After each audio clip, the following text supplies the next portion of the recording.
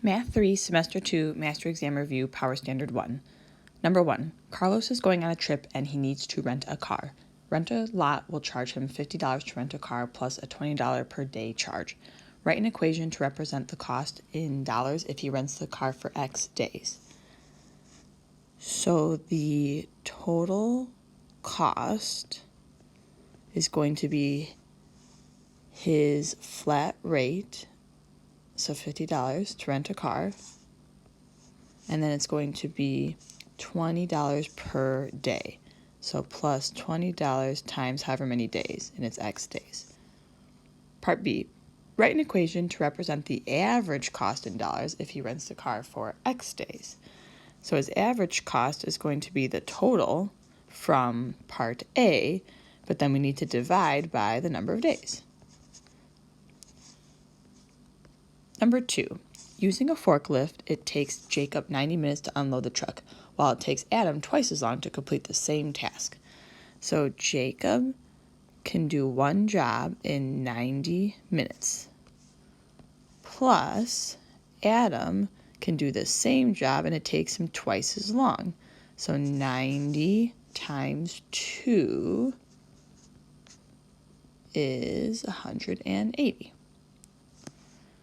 How long will it take them to unload the truck if they work together? So total jobs is just the one job of unloading the truck. And then the time it takes them to work together is what we're looking for. So X and X plus equals. Number 3, the relationship between the radius of a circle and its area is given by the equation r equals square root of a over pi, where a represents the area of the circle. Write an equation in terms of area using 3.14 for pi and a radius of 7. Do not solve. So they basically just want us to be able to plug in the numbers correctly. So the radius is 7, so that's going to go in right here. And the area is just a, so equals square root a, and then use 3.14 for pi. So 3.14 for pi, 3.14, and it says do not solve, so just a setup. Number 4, a boat travels at a constant speed of 5 miles per hour in still water. The boat travels upstream 15 miles upstream and 12 miles downstream in a river in a total of 8 hours. Determine the speed of the current in the river. Write the equation only. So we have upstream and downstream.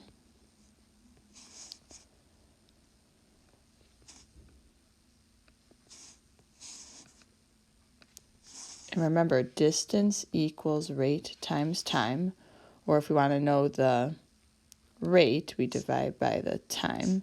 So the rate equals the distance divided by the time.